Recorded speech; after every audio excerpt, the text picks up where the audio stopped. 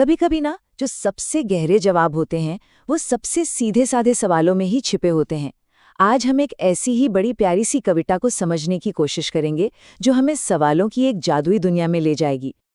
इस पूरी खोज के दिल में है बस ये एक शब्द, कौन। ये एक बच्चों की प्यारी सी कविता का सार है जो सोचो अगर ऐसा होता तो क्या होता, जैसे सवालों के जरिए दुनिया के बड़े बड़े राज खोलती है। तो चलिए शुरू करते हैं। कविता का जो पहला हिस्सा है ना, वो हमें ऊपर देखने को कहता है, आसमान की तरफ। तो कविता शुरू होती है एक बड़े ही सिंपल सवाल से। सोचिए, अगर रात में चांद ही ना हो, उसकी रोशनी ना हो, तो क्या होगा। और कविता की ये पंक्तियां देखिए, कितनी खूबसूरती से यही सवाल पूछती हैं कि अगर चांद न होता तो इस अंधेरे में हमें रास्ता कौन दिखाता। अच्छा, चांद के बाद कविता का ध्यान जाता है दिन के राजा पर, यानी सूरज पर, जो सारी रोशनी और गर्मी का सोर्स है। ये लाइनें सूरज की उस सुनहरी चमक को पकड़ती हैं और सवाल करती हैं कि भाई अगर सूरज ना होता तो दिन को इतना सोने जैसा चमकीला कौन बनाता। तो ठीक है, आसमान की बातें हो गईं, अब जरा जमीन पर उतरते हैं और देखते हैं कि ये कविता हमारे आसपास की दुनिया के बारे में क्या कहती है। अब कविता हमें नदियों के बारे में सोचने को कहती है। नदियाँ, जो एक तरह से हमारी धरती की नसें हैं, जो सबको जीवन देती हैं।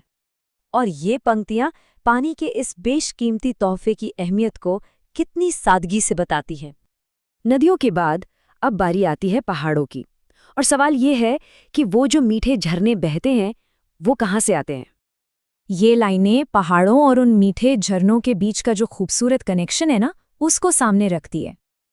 और ये सिलसिला यहीं नहीं रुकता, कविता आगे बढ़ती है, सवाल करती है पेड़ों की हरियाली पर, फूलों की मुस्कान पर और आसमान में बनने वाले उस जादुई इंद्रधनुष पर।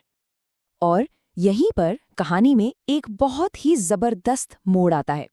कविता अपना फोकस प्रकृति से हटाकर हम पर ले आती है, मतलब जो ये सब देख रहा है उस पर।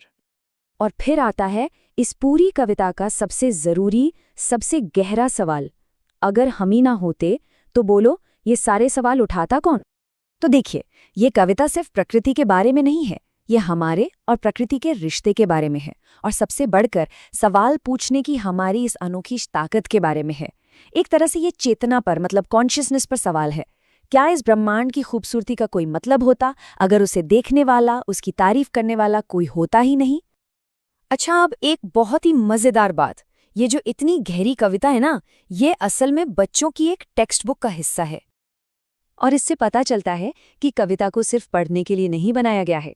इसका मकसद है बच्चों को सोचने पर मजबूर करना, उनकी कल्पना को उड़ान देना। और इसकी सबसे क्रिएटिव एक्सरसाइज में से एक में इंद्रधनुष का इस्तेमाल खुद को जानने के लिए किया गया है।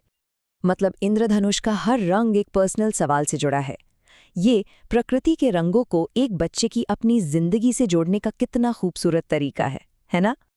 तो कविता से लेकर इन एक्सरसाइज तक ये पूरा लेसन एक बच्चे को बहुत ही खूबसूरती से एक सफ़र पर ले जाता है, दुनिया को देखने से लेकर उसमें अपनी जगह को समझने तक का सफ़र। तो इस पूरी कविता का जो निचोड़ है, जो सबसे बड़ा सबक है, वो एक ही है, अपने अंदर की जिज्ञासा को, उस जानने की इच्छा को हमेशा जिंदा रखिए। तो चलिए आज खुद से पूछते हैं, वो कौन सी चीज़ है जो हमें हैरान करती है, जो हमें सोचने पर मजबूर करती है, और बस उस सवाल का पीछा कीजिए।